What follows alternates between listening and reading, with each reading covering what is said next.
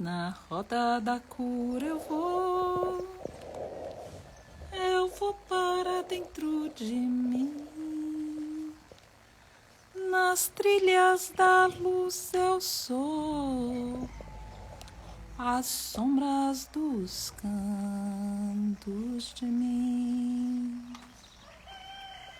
Bom dia a cada um.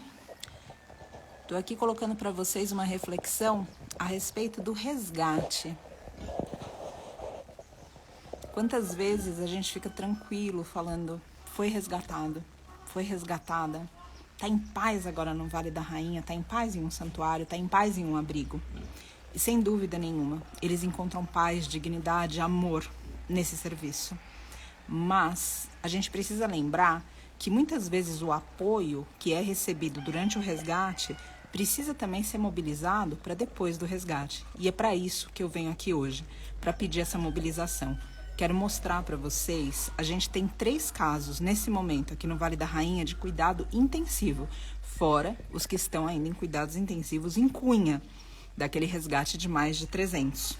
Aqui nós temos a mestra Fênix e a mestra Isis. Vocês se lembram delas? Aqui o condomínio. A conexão fica um pouco ruim aqui. A mestra Isis, vocês lembram que ela perdeu a bebezinha quando nasceu? Vocês lembram dessa história? Que a bebezinha dela nasceu ita já? Oi, meu amor. A conexão fica um pouco ruim aqui. E a amiga dela, oi, amor. A amiga dela tá nesse momento ali, aguardando. Oi, meu amor. Aguardando um remédio que já não tarda. Oi, meu amorzinho. Tá todo mundo rezando por você? Ali, mestra Fênix. Com isso, eu quero colocar que o fato deles terem sido resgatados não retira da vida deles as sequelas. Muitas vezes a gente consegue, depois de tratamentos e tratamentos e tratamentos, que essas sequelas sejam amenizadas. Outras vezes essas sequelas permanecem como um medo, permanecem como uma insegurança para que eles voltem a andar ou correr, por exemplo. Então, o que eu quero dizer aqui é para a gente realmente aterrar. A gente não pode simplesmente criar essas realidades românticas na nossa cabeça. De formas diferentes, essas realidades românticas estão por todas as partes, porque são lentes que a gente coloca, lentes do romantismo. A vida tem uma luta constante e a gente tem mais chance de conseguir vencer essa batalha. Não é uma briga, é uma luta. É uma batalha por consciência, é uma batalha por ser humano. Nós ainda não somos humanos, nós ainda estamos tentando ser humanos. Nós ainda não sentimos todas as faculdades que poderíamos sentir. Ainda não pensamos em termos de consciência toda a expansão disponível para nós. Nós ainda somos projetos de seres humanos. E isso a gente pode ver à nossa volta com o mundo que a gente está criando, ou melhor, em tantos aspectos, com o mundo que a gente está destruindo. Então eu peço aqui para que a gente, fora dessa realidade romântica, perceba as necessidades que existem para que propósitos se mantenham em pé. E eu convoco aqui o apoio de cada um, para que sustentação chegue de todas as formas possíveis, para que algo assim jamais pare.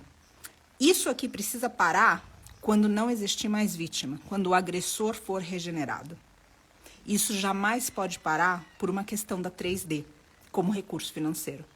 Então eu peço aqui para que a gente tenha essa mentalidade. Não é porque o animal, mestre e professor, foi resgatado, que então agora ele vive num pasto verde sem cuidado. Ele precisa de infra, ele precisa de médico, ele precisa de exame, ele precisa de alimentação, de suplementação. Ele precisa de funcionários de infraestrutura. E para prover tudo isso, a gente precisa ser um coletivo. Na legenda, eu deixo, na bio, vocês têm como colaborar. Tanto pelo Ashram, sendo um colaborador mensal, vocês têm como colaborar pontualmente por Pix, por PayPal. E existe forma também de fazer curso de yoga e filosofia.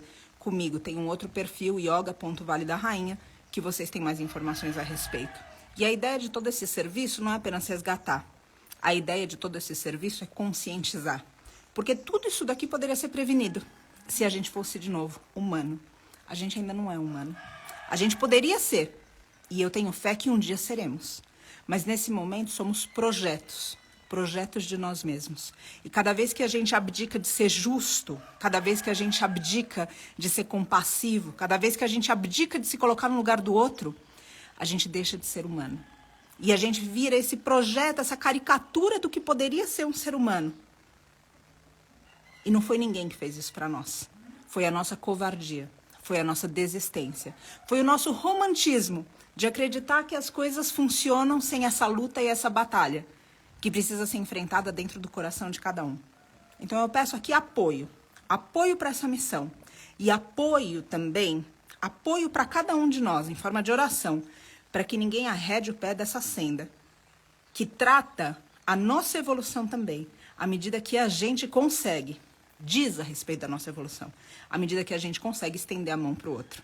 O mundo está precisando, todos os seres precisam, não é o caso de mestre animal. Onde a gente olha, existe um grito de socorro. Existe sofrimento dentro das nossas casas, nas nossas famílias e em nossos corações. Se a gente não puder aprender desses tempos a ser solidário e compassivo, eu tenho medo do que a gente está lançando para o divino, para que o divino nos desperte. Porque se situações assim ainda não conseguem, eu imagino o que teria que ser feito. Qual é o tratamento de choque para que o ser humano seja humano? Para que o ser humano seja consciente, para que o ser humano seja compassivo, para que o ser humano volte a amar, para que o ser humano seja solidário. O que essa força divina, esse universo misterioso, esse grande mistério teria que fazer? Eu tenho certeza que a gente não quer desafiar a vida dessa forma. Então eu peço aqui outra vez, apoio para essa missão, e existe forma na bio para apoiar. E eu peço aqui de forma devota, apoio para cada um de nós, para que cada um não se deixe contaminar pela insanidade que hoje paira no ar, a insanidade de não se importar, a insanidade de ser injusto, a insanidade de pregar violência, agressividade, preconceito, fascismo.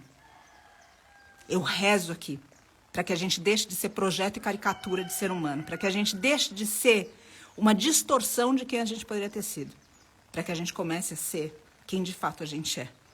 E possa se orgulhar das ferramentas que a gente recebeu como humano, se orgulhar de um jeito de falar, eu não abdiquei delas.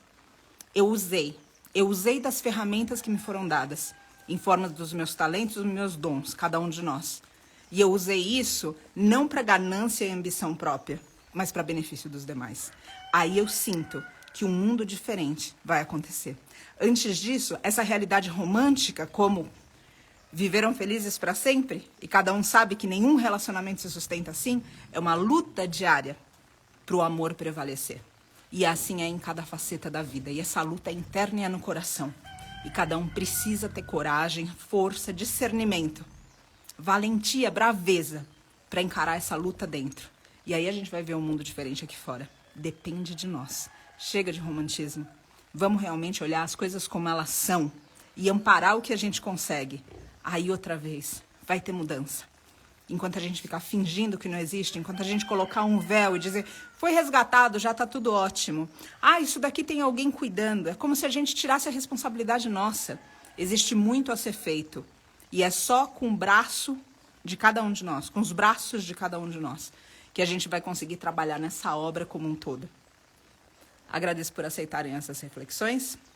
E agradeço por toda a forma de contribuição num momento decisivo, não apenas de Mestra Fênix, não apenas de Mestre Sebastião, de Mestre Chico Xavier, não apenas dos de Cunha, um momento decisivo que nós estamos vivendo hoje no planeta, que pode determinar o curso de gerações futuras, dependendo de como a gente come, de como a gente se relaciona, de quem a gente vota. Eu agradeço por essas reflexões penetrarem o coração. O tempo é chegado. Meu mestre, seja quem for, me ajude a compreender, me ajude a não temer a verdade que cabe em mim, a verdade que cabe em nós.